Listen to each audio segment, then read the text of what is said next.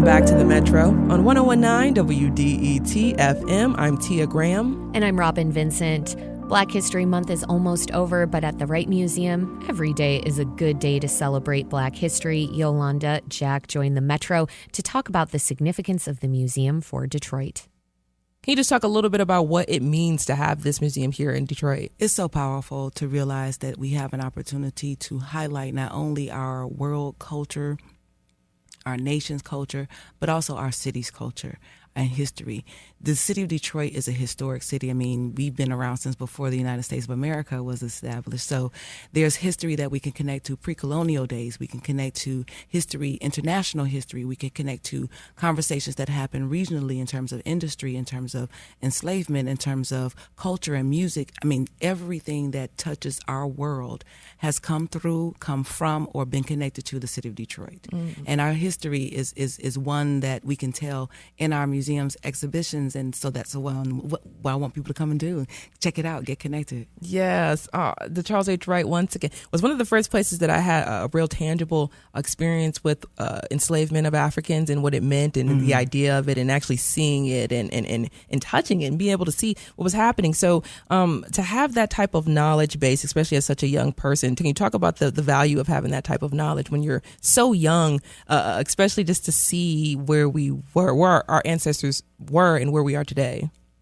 It's important to talk about history of your people because it's important to know where your people came from. But it's important to know that history across the planet isn't that different from culture to culture, nation to nation, region to region. I have not studied a history or any ancient history of people at all that didn't have some concept of servitude. And so that was a surprise to me when I got to adulthood and realized that there was slavery in Asia and there was slavery in all these other places, not just black people, not just Africans were enslaved. This was a conversation that opened my mind to the world and how it connected and how the black people and the black experience was something that was understood across the planet, not just in Africa, not just in Detroit, not just in the United States of America. So understanding our history helps you get to connect to not only what happens today, how did we get here to today? How did we get through to 2025? How do we get forward to 2027, 2057? Those histories that have gotten our parents, our grandparents, our great-grandparents through those days that they lived, that's what happened. That was important to them. And those stories come down to us and are retold and reshared over and over again because of their significance, because of their importance. And we don't want to miss the significance and the importance of people of African descent, not only directly from the continent of Africa, from the Caribbean, from South America, right here in Detroit as well. Our great-grandmothers, our aunties, our uncles, and our fathers have done history. We are doing historical things right now. What will be the histories that we create? So these are the conversations that I'm excited about having at the Charles H. Wright Museum, not only this month, but throughout the years and throughout the days that you have an opportunity to come visit the Charles H. Wright Museum as a member or as a visitor across the, across the galleries. You're listening to the Metro on WDET, Detroit Public Radio. I'm Tia Graham. And I'm Robin Vincent. We're talking to Yolanda Jack about all you can see at the Charles Wright Museum of African American History right now. She's the manager of community engagement. Yolanda, can we talk about Charles Wright himself, who was a physician? But you might think that because of how tied his legacy is to this museum, that he was maybe a historian of some sort. Tell us about the man himself and the exhibit centered on him. Many people don't know that Dr. Wright was an obstetrician and gynecologist in his actual career. He delivered over 7,000 babies, including members of my family. So I'm very proud to have that connection. What? Yes. Oh. He delivered my father, my aunts, my uncle, my best friend, some of her brothers and sisters. He did not deliver me. Life does go on. But so Dr. Wright was a dynamic man. He was from Dothan, Alabama, a place where I have family and connection to. Most people in Detroit have connection to Alabama. We don't always have connection specifically to a place like Dothan, which is really tiny. But he grew up in a place that was filled with love. His parents were enterprising people. They were entrepreneurs. He was instilled in the belief that you can do more. You can be more. You don't have to be relegated to the life. He was born at a time when segregation was the rule of the day. not long after the days of enslavement. It wasn't that long before, you know what I mean, since he had been born. So the reality of how how relations in the United States of America impacted citizens was very clear, and your life was very determined as a young person very often in the United States of America. And so Dr. Wright's family did not want to have that presupposed track for him. His mother said, "You're going to be a doctor."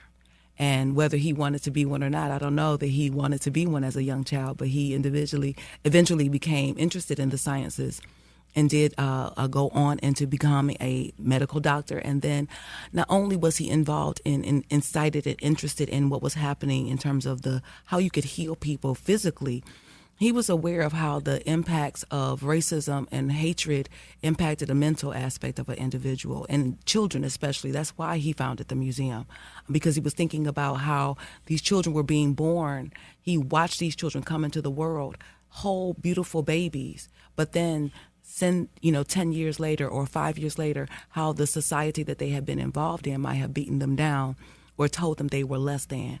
And so he wanted to find a way for them to understand who they are, what their histories are, where their people are from, what wonderful accomplishments their ancestors were connected to. And not just in a kind of esoteric kind of way. He wanted to be able to point to things, to show them, no, these are your people's things. These are your people's activities and actions. This is the result of your people's work. And so now, particularly as he was involved in the civil rights movement and understanding how things were changing in his actual lifetime, he was born during a time when there was no Black history at all. Being talked about in a regular time. There was no Black History Week. It was established in 1926. We don't have this kind of understanding that we take for granted here now during his lifetime. So he needed to have a place to make certain that there was a location that children, families, community members could go to and learn about these men and women who he was working with in the civil rights movement.